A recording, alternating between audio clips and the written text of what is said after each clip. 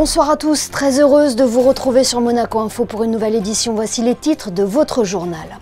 Visite particulière aujourd'hui à la crèche de Monte-Carlo. Leurs Altesses Sérénissimes, le Prince Albert II et la Princesse Charlène ont découvert les lieux en partie rénovés dédiés à la petite enfance. Reportage à suivre dans quelques instants. La commission de l'accord Ramoge réunie en principauté, David El-Kaïm, chef de la délégation française auprès de cette commission, sera notre invité ce soir. Il nous expliquera les valeurs de ce traité ainsi que ses actions.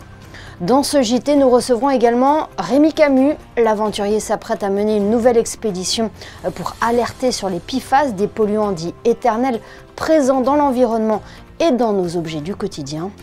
7 millions, c'est le nombre total de voyageurs qui empruntent les bus de Monaco par an. Avec une offre qui s'étoffe, nous avons testé pour vous l'une des lignes express. Et puis l'AS Monaco collabore avec le centre hospitalier Princesse Grace pour adoucir et égayer le quotidien des petits patients hospitalisés au service pédiatrique. Vous découvrirez comment dans cette édition. C'est l'une des plus anciennes crèches de la Principauté. La crèche de Monte-Carlo a rouvert ses portes le 16 janvier dernier, après plus de 6 mois de travaux de réhabilitation. Aujourd'hui, leurs Altesses Sérénissimes, le Prince Albert II et la Princesse Charlène ont visité les lieux rénovés. Le reportage de Fabien Bonilla et Arnaud Imbert. La partie rénovée de la crèche de Monte-Carlo accueille des enfants de 2 mois à 2 ans. Le prince Albert II et son épouse, la princesse Charlène, viennent de visiter cet établissement municipal en présence du maire et de plusieurs élus. La bénédiction de la nouvelle crèche de 36 berceaux a été assurée par le père Jean-Ariel Boza Salinas. Le couple princier a ensuite visité les différentes salles en présence des bambins, quelque peu intrigués. Cette crèche est très prisée des familles parce qu'elle est dans le cœur de Monte-Carlo. On a 36 enfants qui sont accueillis, ils ont entre 2 mois et 2 ans. C'est la partie de la crèche de Monte-Carlo dédiée aux tout-petits. 11 personnels s'occupent au quotidien de ces bébés. Et donc le bâtiment datait de 1992 et la crèche avait été ouverte en 1997. Située à 2 pas de l'église et de l'école Saint-Charles, la crèche de Monte-Carlo a rouvert ses portes mi-janvier après plusieurs mois de travaux de réhabilitation. Ce bâtiment nécessitait une mise à niveau pour répondre aux besoins actuels de la petite enfance et aux nouvelles normes en vigueur, avec notamment un aménagement pour les personnes à mobilité réduite et une nouvelle configuration des espaces avec un système de libre cheminement. Le concept est très simple. En fait, on permet aux enfants de circuler à certains moments de la journée et d'aller dans ce qu'on appelle des univers où ils vont soit faire de la manipulation, soit écouter de la musique, écouter des histoires, enfin avoir des activités. Elles leur sont proposées au libre choix. Donc en fait, c'est au choix de l'enfant qui va donc se balader, croiser d'autres enfants et puis partager ces diverses expériences avec les autres. Après la rénovation de cette partie de la crèche destinée aux plus petits, prochaine étape, la rénovation de la deuxième partie de la structure qui accueille les enfants plus âgés de 2 à 3 ans. Le début des travaux est prévu fin mai. Préserver la biodiversité et lutter contre les pollutions marines, tel est le rôle de l'accord Ramoge, traité adopté il y a près de 50 ans et initié par le prince René III. Sa commission est réunie jusqu'à demain en principauté pour plusieurs temps forts. David El-Kaïm est le chef de la délégation française auprès de la commission de l'accord Ramoge.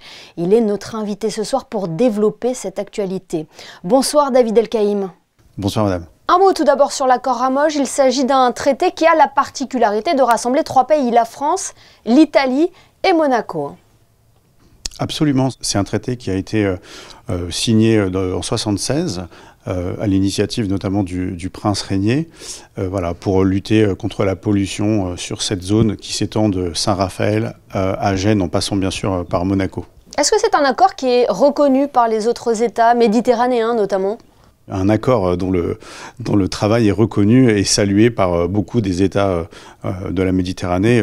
Il y a notamment des coopérations qui se sont développées avec l'Espagne, puisque certaines des activités se font jusqu'en Catalogne.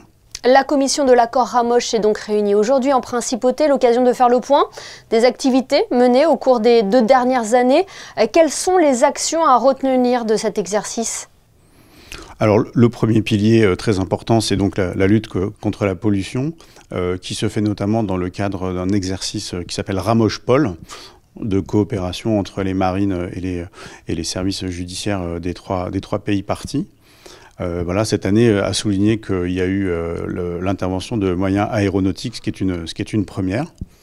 L'autre pilier, c'est la science participative. Donc il y a diverses opérations qui sont menées dans les clubs de plongée avec les personnes qui surveillent les baignades. Et il y a aussi bien sûr la mise en place, et là en l'occurrence la refonte de différentes fiches sur les espèces particulièrement importantes en Méditerranée, ou au contraire celles qui ne sont pas indigènes et dont on surveille la progression.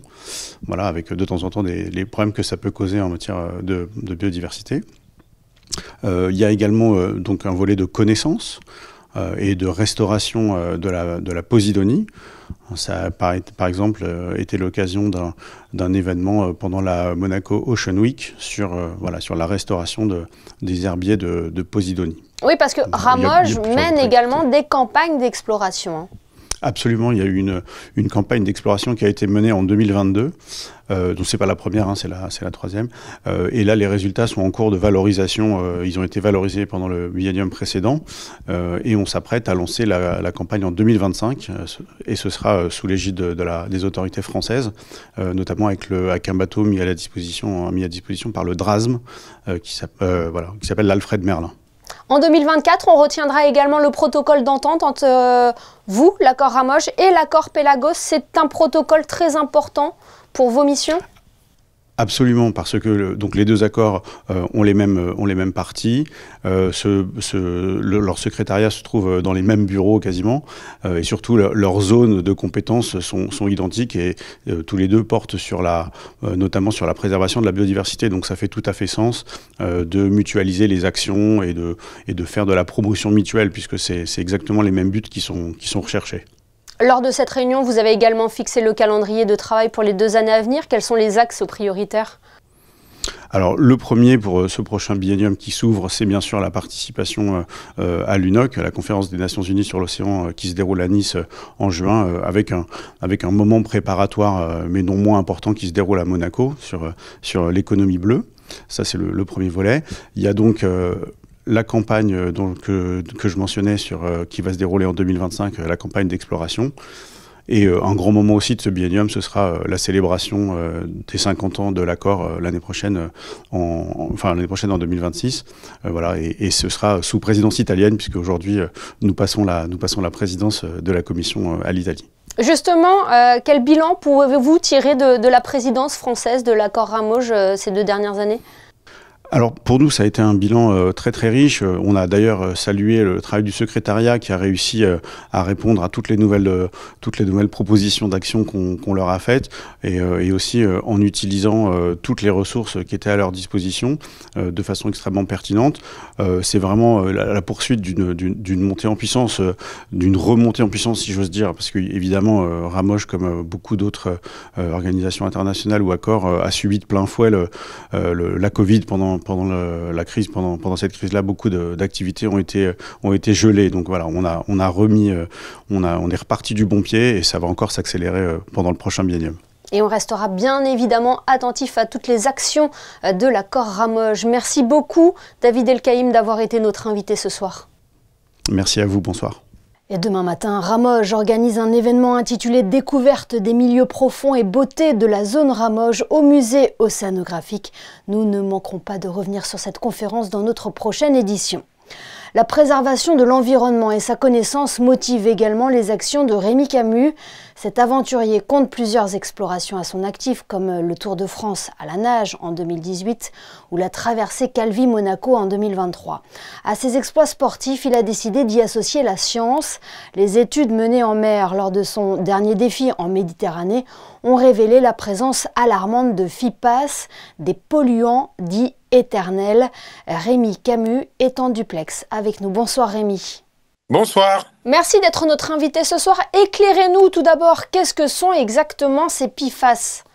Ce sont des polluants éternels qu'on retrouve malheureusement dans la nature. On a contaminé 100% de la population. C'est une liaison carbone-fluor qui a été inventée il y a plusieurs décennies par l'homme et qui est malheureusement très présente dans l'environnement. Présent aussi dans notre quotidien ? Elle est présente partout, on la retrouve dans énormément d'applications, on peut la retrouver dans de la peinture, dans la cosmétique, dans les habits, dans les ustensiles de cuisine, elle est partout dans tout notre environnement, dans notre corps malheureusement. On a l'impression qu'il est impossible d'y échapper, hein. Ah bah les PFAS, ils sont présents, on est sur de la molécule, donc ils sont bien présents sur l'organisme, ils sont biocumulables, ils sont facilement repérables dans le cycle de l'eau. Donc malheureusement, une fois qu'ils sont rentrés dans l'organisme, dans notre environnement, dans notre écosystème, on ne peut rien y faire. Pour trouver des solutions, eh bien, ça va coûter de plus en plus cher pour pouvoir les dépolluer et les retirer de notre environnement. Est-ce que ces PFAS présentent des risques pour notre santé ? En décembre 2023, donc en soi hier, ils ont été classés pour certains comme étant cancérigènes et on est au tout début de la vraie problématique des PFAS. On parle même de leur dégradation avec la dégradation du PFAS avec le TFA, cette petite molécule qui est vraiment la dégradation du PFAS qui est encore beaucoup plus compliquée à capter. Et on a très peu d'informations à ce niveau-là. Donc on est au tout début de cette problématique et on découvre au quotidien de nouvelles choses. Vous l'avez dit, hein, ces PFAS sont présents dans des produits du quotidien. Pourquoi sont-ils toujours à la vente alors ? Ils sont encore à la vente pour probablement plusieurs raisons. Il faut en attendant essayer de trouver d'autres solutions pour les contourner, trouver d'autres solutions. Et on a d'autres solutions pour éviter justement d'utiliser ces PFAS. Il y a des sociétés dans le textile qui font en sorte de ne plus utiliser les PFAS pour fabriquer leurs vêtements. Donc, il y a des solutions. Maintenant, il faut essayer d'appliquer tout ça, de modifier le comportement des gens, faire prendre conscience également que les PFAS, c'est une molécule qui est très dangereuse. Et donc, il faut avancer là-dessus. Oui, et vous allez plus loin dans cette lutte. Vous avez décidé de vous lancer dans une nouvelle expédition pour cartographier la présence des PFAS dans le Rhône, hein. Exactement, c'est la suite de la traversée que j'ai faite en juin 2023, le Calvi-Monaco, où on a travaillé avec les laboratoires Westling, dont le but était justement d'étudier les PFAS que l'on pouvait retrouver en mer Méditerranée, et on a utilisé des coussins de cheveux. Et le constat était plutôt alarmant en termes de quantité de PFAS que l'on a relevé sur les coussins de cheveux. Et après avoir échangé avec Stéphane Fievé, qui est le directeur R&D du laboratoire Westling basé à Saint-Quentin-de-Falavier en France, eh bien, il m'a dit ça serait plutôt intéressant de resserrer la zone de travail pour essayer de vraiment cartographier et comprendre leur évolution. Et c'est là où on s'est posé la question, vu que le PFAS que nous avions sorti était entre guillemets, produit dans la vallée du Rhône, eh bien, pourquoi pas étudier un fleuve de sa source à son embouchure. Et c'est ce qu'on va faire en septembre, descendre le Rhône, du glacier jusqu'à la mer Méditerranée, pour cartographier les PFAS et comprendre leur évolution. Parce que là aussi, vous serez accompagné de scientifiques pour mieux comprendre tout cela. Exactement. On va avoir le laboratoire Westling qui va s'occuper des analyses, un autre laboratoire, le laboratoire DEEP à Lyon, qui va gérer la partie compréhension des analyses lorsqu'on leur a sorti tout ça. Et le but, c'est de faire plusieurs dizaines de prélèvements de la source jusqu'à la mer Méditerranée pour essayer de comprendre comment est-ce qu'ils envahissent notre environnement, comment est-ce qu'ils polluent notre écosystème, et puis ensuite de mettre en place des actions concrètes pour retirer les PFAS avant qu'ils puissent poursuivre leur course dans la mer Méditerranée. Et début de cette exploration donc en septembre prochain. Merci beaucoup Rémi Camus d'avoir été avec nous ce soir. Merci à vous, c'est très gentil.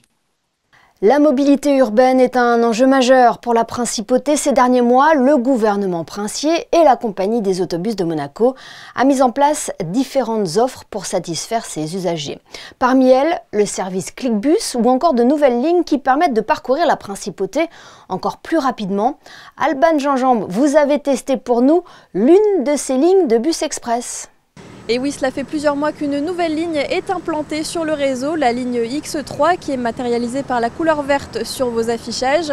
Aujourd'hui, on va établir ensemble le bilan après plusieurs mois d'utilisation et on va aussi vous dévoiler une nouveauté. C'est parti! Alors, cette ligne X3, quel est son trajet? De où part-elle et où arrive-t-elle? La ligne X3 démarre du point où nous sommes, donc de l'arrêt de Fontvieille. Et se dirige vers le Larvoto. Alors elle dessert le bord de mer et elle dessert 3 arrêts sur son parcours. Le prochain est tout proche, c'est Port de Fontvieille, ensuite arrêt Princesse Antoinette et le portier final, terminus. C'était une nécessité cette nouvelle ligne ? Ça propose aux personnes plus pressées, je pense, de se rendre directement depuis l'est de la principauté vers l'ouest ou inversement, et donc de façon directe, sans perdre de temps dans trop d'arrêts parasites. Donc là, ça fait déjà plusieurs mois qu'elle est en place cette ligne. Quel est le bilan ? Est-ce que les usagers sont contents ? Nous avons enregistré depuis la création de la ligne un total de presque 100 000 voyageurs. Les X, ils sont très faciles à prendre, hein, donc surtout si on doit être de Fontvieille par exemple de l'autre côté, ils le font sans arrêt, donc ça prend que quelques minutes en fait, ce qui est mieux que les lignes normales, quoi. Et donc la nouveauté sur la ligne X3, c'est ce nouvel arrêt Place Sainte-Dévote. Pourquoi est-ce qu'il a été ajouté ? Le besoin était de desservir la gare directement depuis le Larvoto. Donc là, la ligne, elle est vraiment optimale, c'est parfait. Oui, je pense que là, ça va donner une satisfaction grandissante. Désormais, la X3 s'arrête à l'arrêt Place Sainte-Dévote. Et voilà un nouvel arrêt donc pour la ligne X3 qui viendra satisfaire les nombreux usagers de la compagnie des autobus de Monaco. Il serait 7 millions par an en principauté. Parlons à présent de cette opération qui met en valeur l'aspect fédérateur du sport. Depuis de nombreuses années maintenant, l'AS Monaco collabore avec le centre hospitalier Princesse Grace pour adoucir et égayer le quotidien des petits patients hospitalisés au service pédiatrique. Aujourd'hui, ils ont reçu la visite de l'attaquant monégasque Brale Mbolo et de la mascotte Bouba dans un tout nouveau décor. Le reportage de Christina Petit et Camille Caloni. Une collaboration qui a débuté avec l'amour que les enfants portent à la mascotte Bouba. Une peluche à son effigie aide dès lors les petits malades à mieux supporter leur perfusion. Le début d'une collaboration qui a entraîné la rénovation complète des urgences pédiatriques l'an dernier. Et aujourd'hui, c'est l'entrée du service qui a été entièrement décorée aux couleurs de l'AS Monaco. C'est toujours un moment qui est compliqué pour les parents comme pour les enfants, puisque quand les parents ont besoin d'un peu de recul, en fait ils vont venir se mettre ici. Et là, d'avoir un petit peu ces images, ces couleurs, de pouvoir s'évader, c'est quelque chose d'important. Et puis le détail, il a été jusqu'à décorer les plafonds. Vous voyez, les faux plafonds ont été décorés également aux couleurs de l'ASM et aux couleurs de Bouba. Mais tout simplement parce qu'un enfant qui va au bloc opératoire, dans le meilleur des cas, il part avec sa petite voiture électrique, mais parfois il part allongé dans son lit. Et là, l'angoisse monte et en fait, Bouba va l'aider à surmonter sa peur. Les enfants, c'est un peu spécial parce que un prédit, on touche pas aux enfants et c'est un peu notre force et ils sont innocents et comme j'ai dit, chaque humain a besoin d'aide et si on peut faire ramener notre part de trucs, ça fait toujours plaisir et des choses comme ça sont très très simples pour nous, ça ne coûte rien de donner un sourire à un enfant et je trouve que la qualité après, même pour moi en tant que joueur, elles sont gagnant-gagnant parce que tu réalises beaucoup de trucs dans ces moments et tu échanges vraiment des moments intenses, même s'ils sont en cours, et tu réalises quelle chance que tu as. Et si les enfants ont eu le bonheur de rencontrer Brale Mbolo, ils pourront suivre ses exploits sur le gazon d'ici quelques jours, puisque les Rouges et Blancs affronteront Reims au Stade Louis II vendredi soir. En basket, les Bleus terminent les qualifications pour l'Eurobasket par un succès face à la Bosnie 76-74. Les Monégasques auront brillé lors de cette rencontre avec notamment un Elie Okobo magistral qui a offert la victoire au buzzer à l'équipe de France. Auteur de 15 points chacun, Yohan Makoundou et Mathieu Strazel ont également fait parler leur talent sur le parquet d'Orléans. Et puis Vassilis Spanoulis, parmi les plus grands joueurs de l'Euroleague sur les 25 dernières années. L'entraîneur de la Rocket Team figure parmi la shortlist qui a été dévoilée aujourd'hui par les organisateurs. Triple champion de cette compétition reine du basket européen, Vassilis Spanoulis a longuement été le meilleur marqueur de l'Euroleague avant que Mike James ne le détrône. Dans quelques mois, la Fondation Prince-Pierre dévoilera son palmarès. Parmi les prix remis, on retrouve le coup de cœur des mélomanes. Il est attribué par un jury en herbe composé d'élèves de l'Académie Régnier 3. Les détails de Christina Petit et Jean-Alexandre Dordet. C'est au cœur de l'Académie Régnier 3 que ce jury, pas comme les autres, a pu plonger hier dans l'univers de la musique contemporaine, un genre qui, au XXe siècle, a profondément transformé le paysage musical. Et pour mieux comprendre l'évolution de cette musique, les jeunes jurés ont pu découvrir, grâce à Mario Marie, professeur de musique à l'Académie Régnier 3, les mouvements artistiques qui l'accompagnaient. Du figuratif à l'abstrait en passant par le cubisme, la musique s'adapte aux nouvelles tendances de l'art et c'est ce message qu'il était essentiel de faire passer aux enfants. Ce qui m'intéresse, c'est de montrer que l'art est vivant et que nous sommes dans la possibilité de choisir différentes expressions artistiques. Et l'art contemporain est quelque chose qui me passionne et j'essaie d'introduire les jeunes élèves à ce type d'expression artistique. Et la musique contemporaine fait partie de ça. Ils sont beaucoup plus réceptifs que les adultes. Ils n'ont pas des problèmes avec l'art abstrait ou la musique atonale. Simplement, il faut les introduire, il faut les guider un peu pour les faire découvrir. Et pour moi, c'est une expérience magnifique. C'est un laboratoire pédagogique. Et pour moi, comme enseignante, ça m'enrichit beaucoup.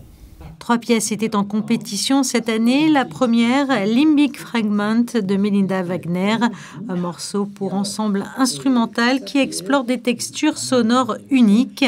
Ensuite, Prosoidia de Lotta Venakowski pour violon et orchestre, une composition émotive qui met en lumière la finesse de cet instrument au sein d'une grande formation.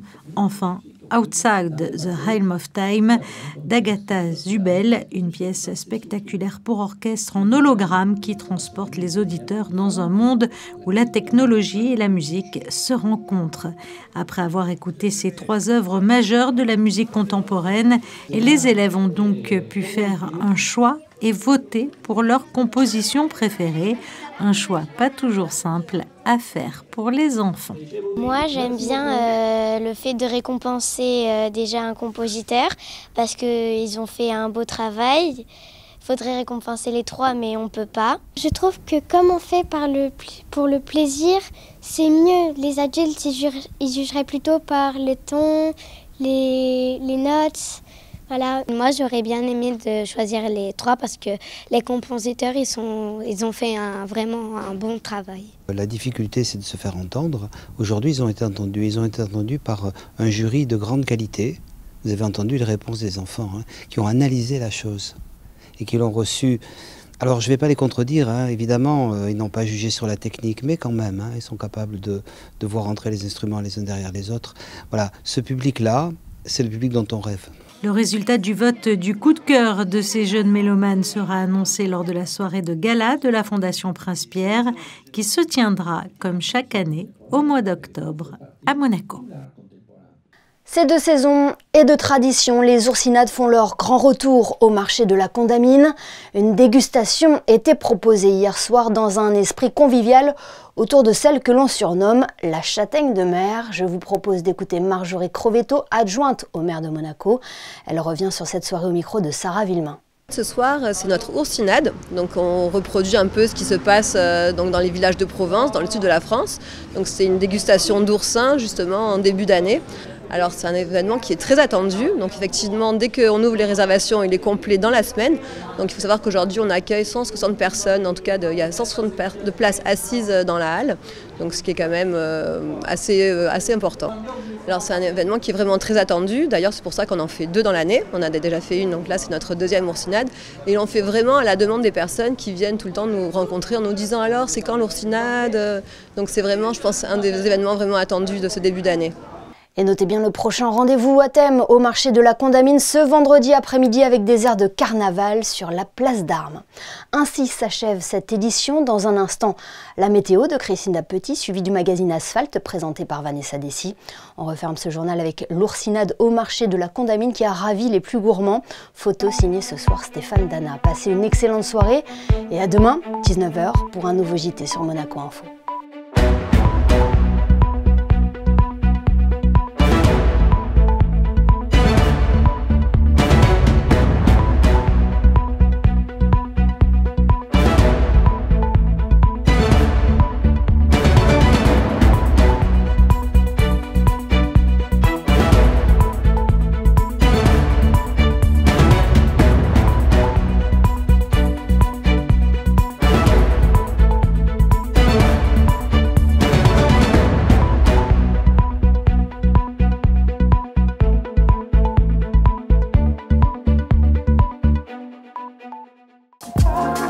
Retrouvez la météo avec Maya Bay, le restaurant référence thaï japonais de Monaco.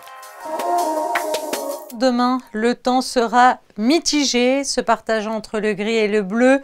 Quelques nuages le matin, plutôt du soleil l'après-midi, des températures comprises entre 9 et 15 degrés. Et puis sinon, demain, nous souhaiterons une bonne fête à tous les Alexandre. Et puis, si nous fêtons la Sainte Alexandre le 26 février, sachez également que le 26 février est la naissance de Victor Hugo et que ce jour-là, la peine de mort a été abolie. C'était la météo avec Maya Bay, le restaurant référence thaï japonais de Monaco.